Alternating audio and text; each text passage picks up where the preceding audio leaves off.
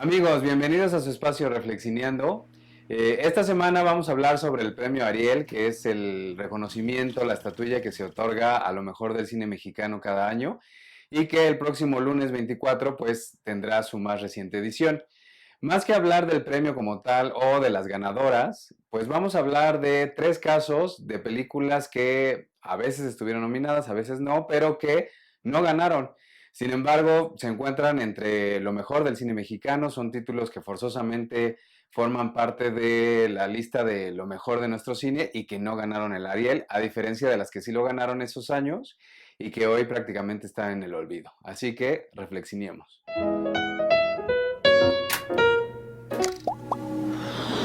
Pues el primer olvidado del Ariel, amigos, fue en 1976 porque fue un año en donde ganó Actas de Marusia, una película que habla sobre la represión a un pueblo chileno por parte de una empresa minera a principios del siglo XX. En realidad, Actas de Marusia es una película muy buena, tan es así que incluso mereció nuestra cuarta nominación al Oscar como Mejor Película Extranjera.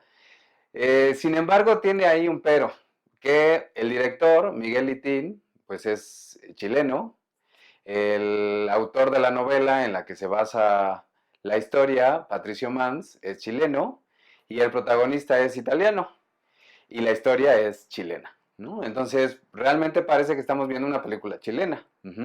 Aunque evidentemente la producción fue mexicana y el resto de los actores fuera del protagonista son mexicanos, pues se siente una película chilena, ¿no? De dos exiliados chilenos que vinieron a México en esa época y que hicieron cine aquí. El problema, amigos, es que estaba compitiendo con Canoa, que Canoa es una de las 10 películas quizá más importantes de nuestro cine, que habla de un evento clave en nuestra historia que ocurrió unas semanas antes de la matanza en Tlatelolco de los estudiantes en el 68, ocurrió un día antes del 15 de septiembre en el pueblo de San Miguel Canoa, en Puebla, basado en una historia verídica de unos trabajadores de la UNAM que querían subir a la Malinche y que fueron linchados por el pueblo, guiados por el sacerdote del pueblo, porque creían que eran comunistas, ¿no? Entonces, esta película que tiene un tratamiento semidocumental, pues realmente es una joya de nuestro cine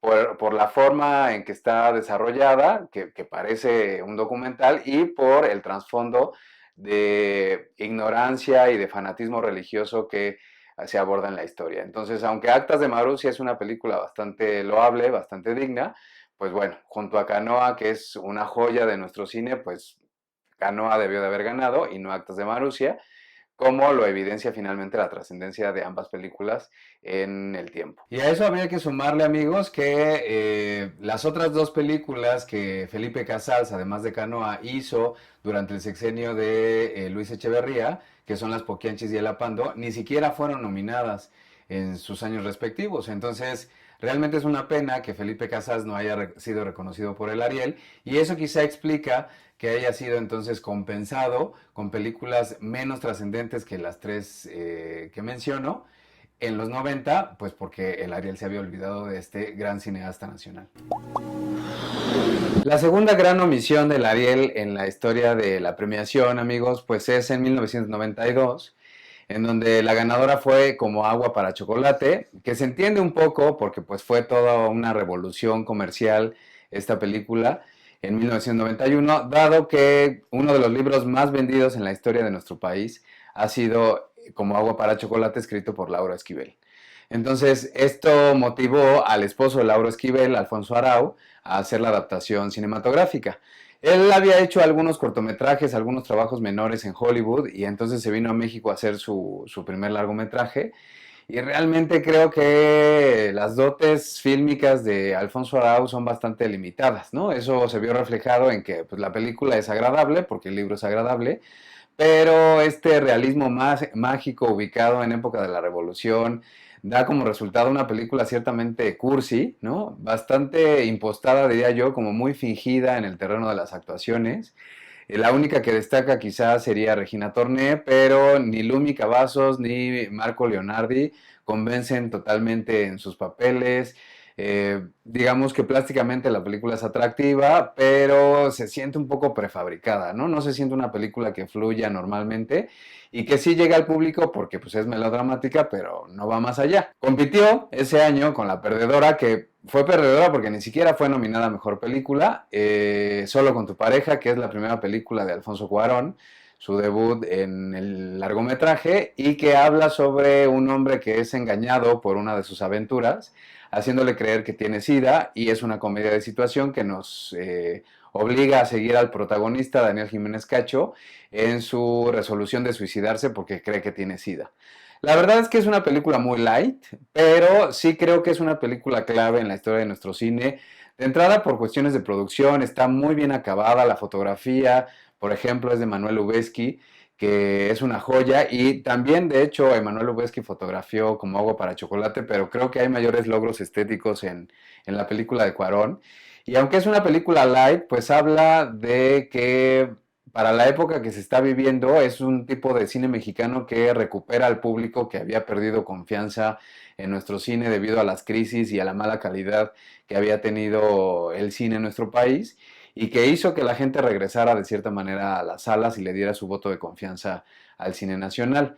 Además de que es muy agradable, destaca no solo la fotografía, sino el diseño de producción y las actuaciones de todo el reparto. En realidad es una película muy sencilla, muy ligera, de 90 minutos apenas de duración, pero creo que sí representa un elemento clave en la historia de nuestro país. Además, habría que mencionar que no tuvo grandes nominaciones, nada más ganó la de mejor argumento y ni siquiera la de mejor ópera prima ganó. Además de que unos años después, 10 años después exactamente, con Y tu mamá también, esta película ni siquiera participó en la ceremonia por decisión de los productores, porque estuvieron un poco molestos de que no fuera la película elegida para representar a México en los Oscar. Entonces no tuvo ninguna nominación. ¿Y esto qué nos dice? Pues que la Academia de Cine en nuestro país tiene una deuda bastante grande con Alfonso Cuarón, y eso quizás se verá saldado este año porque seguramente ganará Roma. Y nuestra tercera omisión, amigos, se dio en el 2013 cuando el Ariel recayó en El Premio, que es una coproducción. En realidad todas las nominadas de ese año eran coproducciones. Es una coproducción de México con algunos países europeos y es dirigida de entrada por una argentina, Paula Markovich, que habla sobre la historia de una madre y su hija pequeña que tratan de esconderse de las injusticias de la dictadura que en Argentina se vivió durante los 70.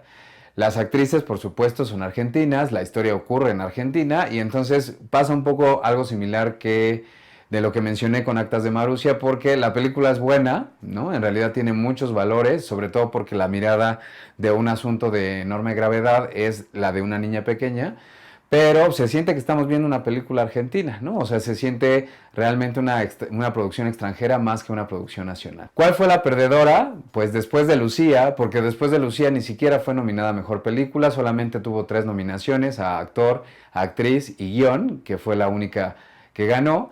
Y en ese sentido, pues me parece que hoy, con el paso de algunos años, después de Lucía representa un logro importante, ¿no?, en nuestra cinematografía, tan es así que tuvo premios en Cannes, etcétera, y habla sobre pues un adolescente que es víctima de bullying tras la muerte de su mamá y el tratar de sobrellevar el duelo junto con su padre.